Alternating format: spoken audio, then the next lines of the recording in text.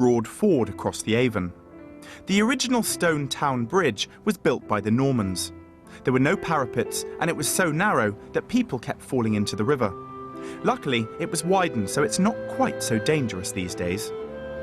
The small building on the bridge was originally a chapel, but was later used as a small prison, known as a blind house, to lock up Bradford-on-Avon's drunks and troublemakers. The town was also at the centre of a transport revolution. Not boats, not planes, trains or automobiles, but bikes. In the middle of the 20th century, bicycles all looked pretty standard. Large wheels, diamond frame. In fact, they hadn't changed much from the 1800s. But in 1962, here in Bradford-on-Avon, a new bicycle was born. It was called the Moulton. It was the brainchild of Dr. Alex Moulton, highly respected English engineer. His great-grandfather was the rubber pioneer Stephen Moulton, who brought samples of vulcanized rubber to England and opened a rubber factory in Bradford-on-Avon. But it was Alex Moulton who revolutionized the bicycle industry by smashing the myth that small wheels meant slow wheels. And his inventions are still going strong today, as is Alex Moulton, and I'm here to meet him. In the late 1950s, Dr. Moulton had already designed and developed the suspension system for the iconic Mini. But by the 1960s, his attention had well and truly turned to bicycles.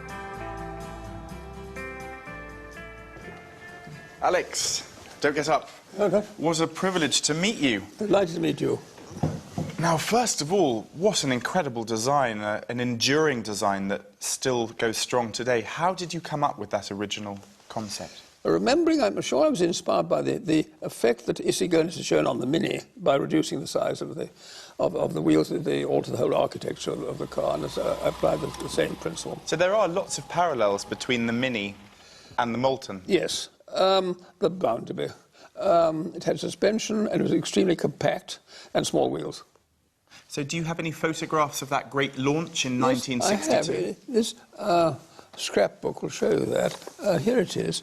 That's 62 at Earl's Court. I mean, look at the crowds there, and they're scrapping on our, rushing around on our stand. And we were overwhelmed by it. It was almost, I felt rather uncomfortable. It was all torn apart by people who wanted to buy the damn thing. The first bicycle was that one there.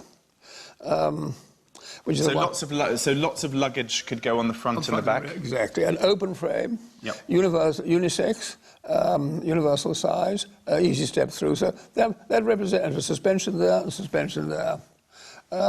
So that was the origin of the thing. Now, in the first part of the decade, we made over 150,000 Moulton bicycles. So we were the new bicycle. It must be interesting for you that today we're trying to move back to bicycles. They want to move away from the motor vehicle and try and encourage people back onto the roads, onto two wheels. That is a very exciting thing. Although I'm always concerned about how badly people ride. When I write in the Moulton Air, which is our club magazine, I say, for heaven's sake, all motor riders should ride properly, not break the law and annoy people. They're all ambassadors for the brand. Yes, sort of. And am I right in thinking that you still cycle today? Can I ask your age quickly? 89. And how far do you cycle? Well, I ride around the cycle track every day. I've got to do this afternoon. But making a little journey, I'm worth about 8 or 9 miles. After that, I run out of energy. Well, from all those Moulton fanatics out there, can I thank you for giving us this wonderful bicycle? Well, thank you for saying so. In a decade of mini-skirts and mini-cars, the Moulton mini-bike captured the spirit of the swinging 60s. Right. Now, I've never actually been on a Moulton bicycle, I have to admit. So well, which is yours? That's the single pylon. Right. That's the very latest one. This one? The double pylon. These are the pylons, of course. Right. So it's really light. It is. It's amazingly light, isn't it? Yes. So you've got your trousers ready already? Yes, I have. So what do I need to know? Is there anything... What gear? Let's see what gear you're on.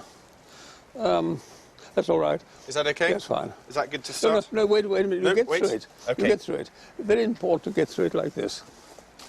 You get through like that. Ah, like that's the whole point, Absolutely, isn't it? the whole You point. just step No, over. Then you go like that. Yep. Then you go on. So then you get ahead.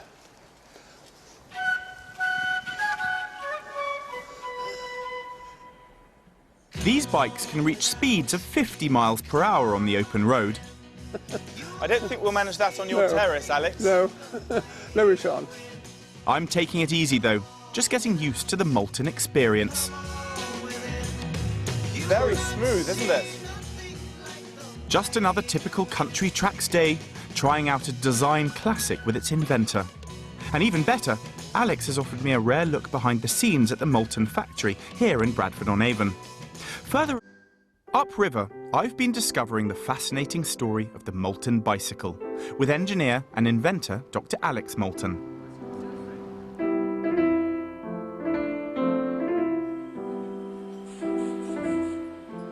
The bikes are still being manufactured here in Bradford-on-Avon, and I've come along to meet one of its longest-serving employees. Timmy Bigwood has worked at this factory for 48 years. Roughly how many bicycles are produced here each year, then? A couple hundred. A couple of hundred. So it really is bespoke bicycle making. Everyone's to order. So how many people are working in this workshop? 6. 6 of you? Yes. And what's the average timeline between start and finish of a Moulton bicycle? From the raw material to the end of the product being packed, something like 15, 16 hours each. Wow, and all done by hand. Very different to today's modern factories where everything's just pumped out. Yes, it is. And what sort of prices are we talking? £5,000 to £7,000 to £8,000 each. Now, obviously, this was launched in the early 60s. Yes. What was that time like? Do you remember? Very exciting time. So I was here to see the very first prototypes made, and then the launch was at Earl's Court. And when you went to the stand in Earl's Court, there were thousands of people around to see the Moulton. It was quite spectacular to see it. And are the people from Bradford-on-Avon proud of the Moulton? Yes, in the 60s, most of the boys that worked in the factory came from the town. And did you all ride Moultons yourselves? Yes, some of us. Some of us. Some spent their money on beer, some bought bikes.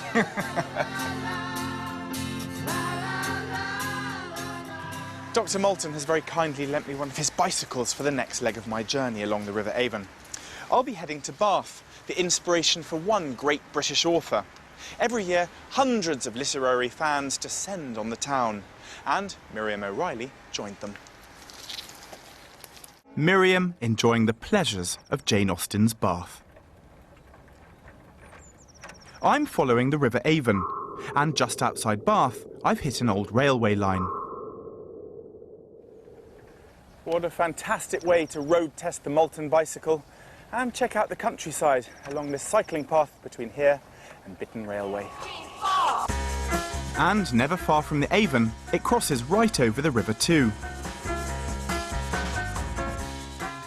The Bristol and Bath Railway Path is a bicycle motorway. It follows the track bed of the former Midland Railway, which closed for good in 1971. The old station at Bitton has been given a new lease of life, with a relaid track and a busy ticket office. It's a popular stop-off point for cyclists too. Oh, what a fantastic ride. The bicycle is amazing. It's got fantastic suspension, and it's wonderful following the railway line along, packed full of people. Must have passed dozens and dozens today. You really feel very close to nature. Very nice way to travel around the countryside.